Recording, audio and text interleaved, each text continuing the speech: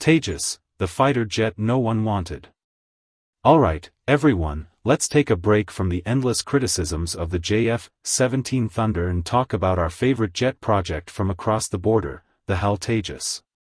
You know, that one project that's had more issues than a college student cramming for finals. So let's get into the details of this legendary fighter that no one really asked for, but somehow, it's still flying, sort of. Project timeline, from the Stone Age to present. The Tejas project started in 1983, back when cassette tapes were the height of technology and Arnold Schwarzenegger was just starting his Terminator career. It's now 2024, and the jet is still figuring out what it wants to be when it grows up. Initial development was supposed to last just a few years, but it stretched out like a taffy at a carnival, eventually becoming the poster child for development hell in aviation. The Indian Air Force wanted it by the 90s, and they're still waiting. Budget blunder, where did all the money go? The project's budget was supposed to be reasonable, but it ballooned to astronomical levels. I mean, at this point, it feels like Tejas is more of a financial experiment than an aircraft program. They've pumped billions into it, but for what? Some say even HAL lost track of how much they spent. Engine crisis, let's talk about that indigenous engine. So, they wanted to build their own engine, the Kaveri engine. Sounds good, right? Except the Kaveri engine failed to deliver enough power for the Tejas to even fly properly. So much for self-reliance. In the end, they had to go shopping abroad and settled for the American GE F404 engine. Basically, Tejas got a heart transplant because its original engine had a permanent, technical failure. Structural weakness, a fighter jet that's afraid of speed? You'd expect a fighter jet to be tough, right? Not the Tejas.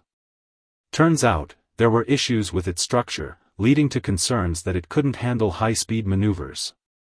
Imagine buying a sports car and being told, yeah, don't drive too fast or the wheels might fall off. Cockpit ergonomics, more like cockpit confusion. The Tejas cockpit was supposed to be state-of-the-art, but pilots found it cluttered and not pilot-friendly at all.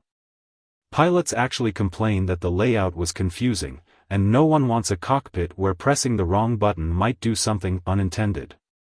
Foreign dependency, so much for indigenous fighter. Now, let's talk about the indigenous Tejas. Except, it's not really indigenous. The radar? Israeli. The engine? American. The avionics? A mix from all over the world. They should call it the Tejas International Edition. At this rate, HAL might as well open a travel agency. Constant redesigns, is it done yet? Tejas has been through so many redesigns that it feels like the team can't decide what they want. One moment it's let's make it lighter, the next it's we need to change the wings. It's like trying to build a Lego set with missing instructions. AESA radar, still waiting for advanced technology. One of the big selling points of the Tejas Mk1A was the AESA radar, supposedly a game changer. But guess what? Delayed again. So while other countries are zipping around with AESA radar, Tejas is still figuring out how to install it. Weight problems, is the Tejas on a diet? Another huge issue Tejas faced was weight.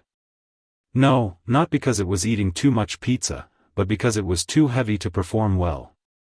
Engineers had to scramble to cut down its weight so it could actually function like a fighter jet.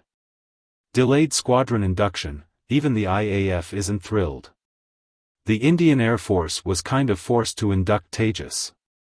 They needed a replacement for their aging MiGs, but the delays kept piling up. At this point, the IAF inducted it not because they wanted to, but because they had no choice. It's like accepting a last-minute wedding gift because nothing else was available. Low production rates, why make more of something you don't want? HAL promised hundreds of Tejas jets by now. Want to guess how many they've actually made? Let's just say the production numbers are so low that the IAF probably has more spare parts than actual Tejas jets. Export failures, nobody wants it. Here's the kicker, HAL tried to export Tejas to other countries. So far, no takers. Even Sri Lanka, which initially showed interest, backed out. It's like trying to sell an outdated smartphone in a world full of iPhones.